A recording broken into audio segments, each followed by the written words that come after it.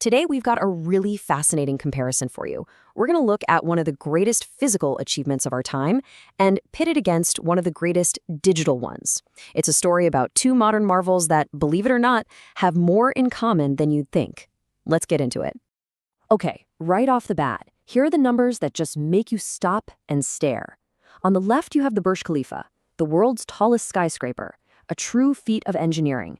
And on the right, Grand Theft Auto 6, a video game. Now, look at those figures. The game is estimated to cost $500 million more and take at least a year longer to build than a literal skyscraper. And yeah, that brings us right to the big question. How on earth is that even possible? How can a world made of pixels and code cost more to create than a 163-floor tower of concrete, steel, and glass? It sounds completely nuts, but the answer, well, it tells us a whole lot about the world we live in today. To get our heads around this, we first need to unpack the mind-boggling economics behind a project like GTA 6, because this isn't just any old video game. It's a financial juggernaut in the making. So let's start with that rumored budget, $2 billion. That is an almost unheard of amount of money for any entertainment product ever.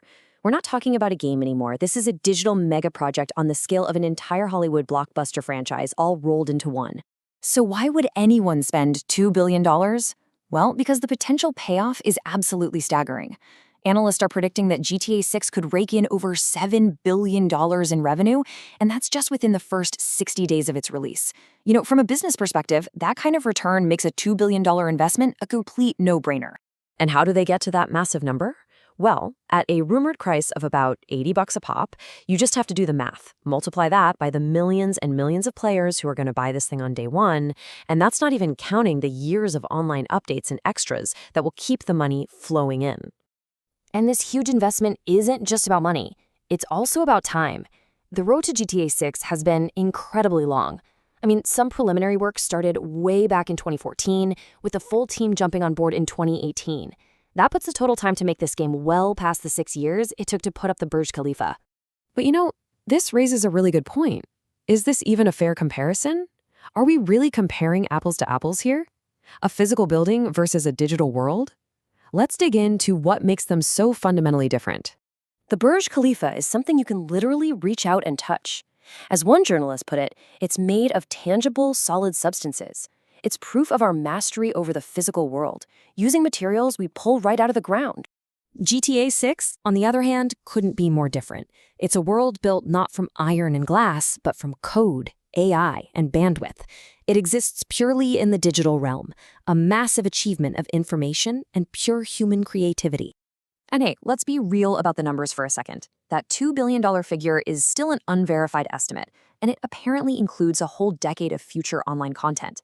Plus, the idea that making a game is just air conditioning and PCs is, well, it's a huge oversimplification. We're talking about mind-blowing, hyper-realistic graphics, revolutionary AI, tons of licensed music, and a literal army of creative talent. And that right there, creative talent, that brings us to the absolute heart of this whole thing. The real reason for that unbelievable price tag. It all comes down to the price of labor.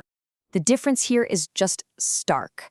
The Burj Khalifa was famously built by a massive force of migrant construction workers, and there were tons of reports about low wages and poor conditions. Now contrast that with GTA 6. It's being built by thousands of highly skilled, highly paid professionals. We're talking elite software developers, artists, and writers who command huge salaries in a super competitive market. And honestly, this one comment from a Reddit discussion just nails it perfectly. Kinda crazy how expensive things are when you're actually paying for labor, yeah? And that's the whole ballgame. This isn't just a story about concrete versus code. It's about the enormous, staggering difference in costs between two very, very different models of labor. So if your number one cost is thousands of brilliant, expensive, creative people, how in the world do you manage a project like that? Well, it takes a completely different kind of leadership. You need a new kind of architect. And management is absolutely critical. According to Gallup, a mind-blowing 70% of a team's engagement is directly influenced by their manager. So when you're dealing with a creative workforce, good leadership isn't just a nice-to-have, it is absolutely essential to get the job done right. This is where the idea of the modern manager comes in. See, their job isn't to be the one expert who knows everything. It's to be more like a coach, someone who guides the team, taps into their collective brainpower, and empowers everyone to do their best work. So that means steering the day-to-day, making sure employees are part of the decision-making process, and really building a cohesive team. And this actually helps explain why Rockstar Games decided to delay GTA 6. Reports suggest management really wanted to avoid a hard crunch, that period of intense overtime, because they knew that burning out their most valuable asset, their people, was a price that was just too high to pay. Okay, so after looking at all of this, what does this tale of two towers really tell us about the world we're living in right now? You know, the real story here isn't just that a video game is more expensive than a skyscraper. It's about a massive, fundamental shift in what our economy actually values. We're moving away from an era defined by physical construction and into one defined by digital construction, where the most precious resources are human capital, creative vision, and incredibly complex technical skill. So what are the big takeaways here? First, digital mega projects are now rivaling, and sometimes even blowing past, physical ones in both cost and complexity. Second, the true price of these modern wonders is what it costs to pay for highly skilled creative labor. And finally, building these digital worlds demands a whole new style of leadership, one that's all about coaching and empowering, not commanding and controlling. And all of this leaves us with one last big question to chew on. In a world where a universe made of code can be more valuable than the tallest building on Earth, how do we even begin to measure what value really means anymore?